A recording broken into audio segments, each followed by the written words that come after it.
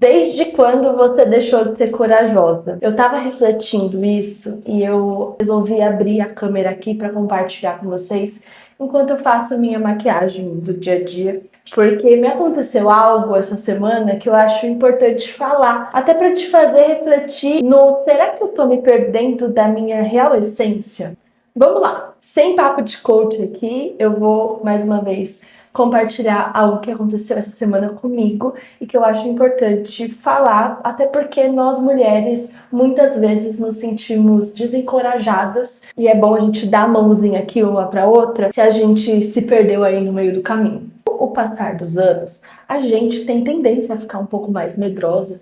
Eu acho que é normal até, porque acontece muita coisa no mundo, a gente tem medo de arriscar em certas coisas, a gente fica mais receosa, pensando no que pode acontecer. E aquela menina da adolescência que costumava ser um pouquinho mais corajosa, eu não sei você, mas eu fui essa menina mais corajosa na minha adolescência, acaba muitas vezes se perdendo um pouco. Mas é importante a gente voltar para aquela menina corajosa, porque foi ela que, pelo menos falando de mim, me fez chegar onde eu tô. Eu vou contar a situação que aconteceu, um pouquinho da história e depois da conclusão disso tudo.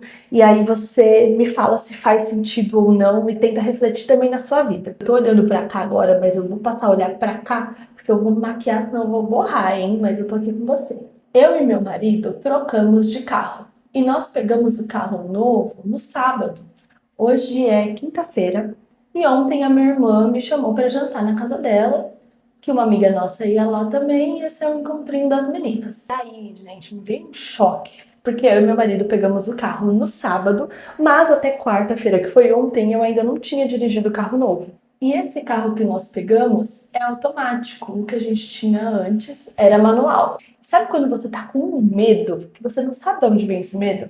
Só para contextualizar, eu dirijo desde os meus 18 anos de idade, hoje eu tenho 32. Eu sempre amei dirigir e eu nunca tive medo. E aí ontem me deu medo de ir na casa da minha irmã, que fica a 15 minutos da minha casa. E aí eu me peguei criando situações na minha cabeça, no sentido de, não vou de carro porque à noite, eu sempre dirijo à noite. Não vou de carro porque a rua dela é um pouco deserta, um pouco perigoso.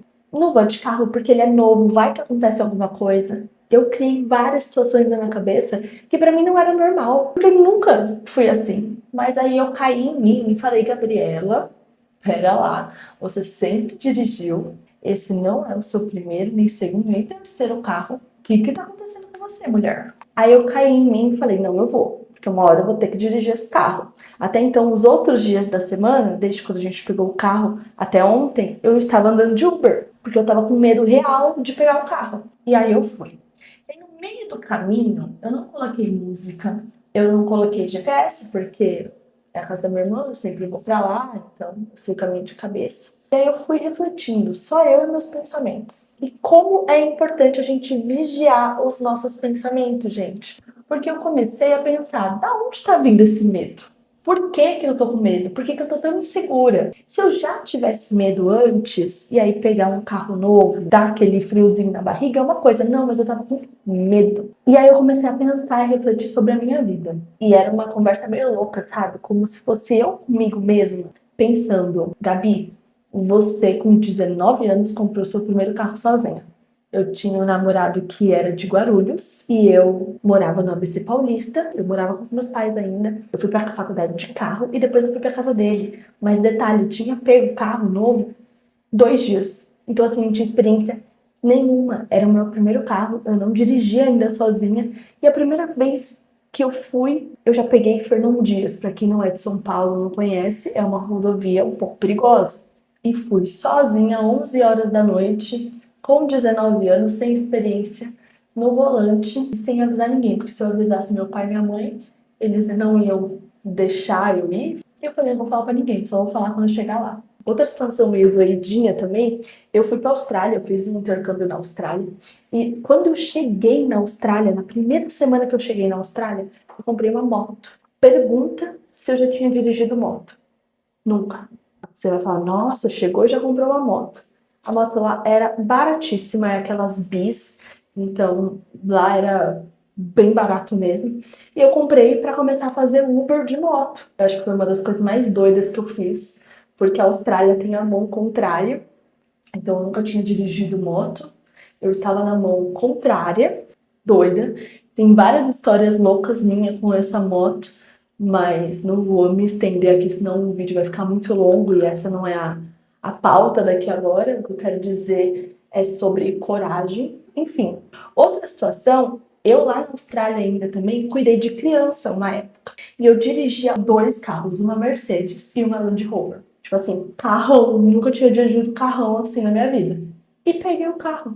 Dirigia eu, as 2 crianças e a avó das crianças. Não era só eu a doida, né? A doida era a mãe das crianças, a avó e todo mundo que ia comigo de carro. Eu nunca tinha dirigido um carrão daquele. Quem diria na mão contrária e um carro que não era meu. Depois voltei pro Brasil, tive carro novamente, carro manual, um carro mais simples.